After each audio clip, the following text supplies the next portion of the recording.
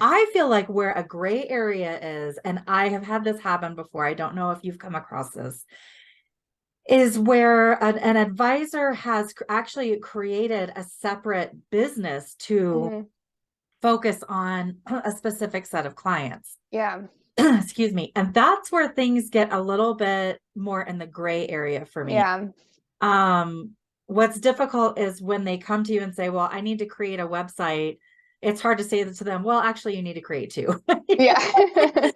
That's rough on the Right. pocketbook. And so, we'll always say, well, we can work this other business in, but if they have a whole other name, that's branded differently, that's Hmm. really where you do get into, yeah, you kind of need two websites. It's too Yeah. confusing. It's mixed Hmm. messaging. It's true. Yeah, it is a tough thing, and I haven't directly worked with it too much. I think any situation similar to that, fortunately, they've been clear and they realize already that they need that and that this is a different endeavor. Luckily, we don't have to be the ones to convince them of that. But something that I was thinking of when you asked the question was going back to the story brand framework from Donald Miller, and they talk about this idea of kind of doing that 40,000 foot view when you're creating that first kind of hero statement of your website and finding the problem and the solution that everyone in your audience is looking for before you get into the niche and to the specifics of that. And I think that's a kind of a good starting place of if you can't find that 40,000 foot view that covers everything you're doing, you probably do need two websites or two different things because yeah, you can't be confusing. You can't say, well, I consult for you guys, but then I sell this product to that person and it's different. I mean, at some point you just have to separate it and then you can actually be clear and get into the details of each. But yeah, I don't have too much experience there directly, again, luckily, to figure that out with someone. Yeah, I mean, you are lucky. Maybe it's people like me going to people like sending those clients your way and already telling them you need two websites. Yeah. I'm telling you right now, you need two. Exactly. Yep. Someone got to them first.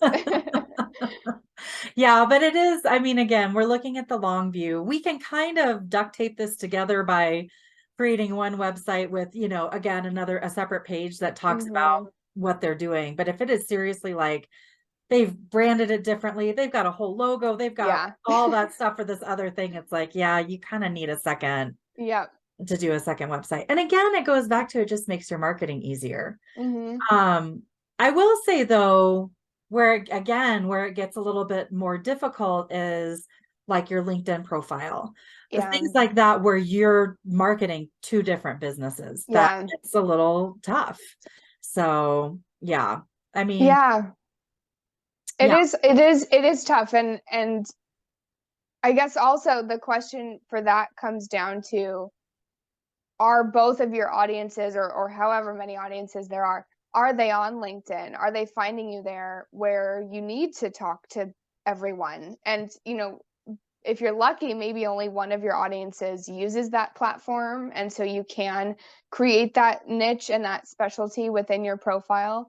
But that's something I've even considered within our company is, as we target these financial advisors, there's a lot of advisors on LinkedIn. I mean, that is their spot. And so we should target a lot of our content to them. But is that a problem to potentially leave out anyone else? And it is an interesting thought. And it's a tough thing if you do have multiple audiences on one platform where you're addressing specific problems, but you're not leaving people out or getting too into the weeds. I mean, yeah, it's a challenging thing to do. And I guess, I mean, if you have two websites, do you have two LinkedIn company profiles too? Oh, It's I it's think a you hard would. thing. Yeah. Yeah. Yeah. I mean, on Facebook and LinkedIn and Instagram and every place else, you could have separate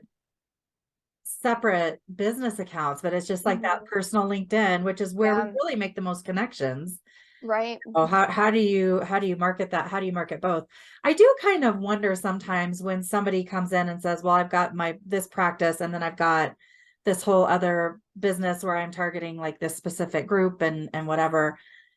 I do wonder if it comes from the fear of totally jumping in with both feet on Mm. that other business that I do think that their heart is in.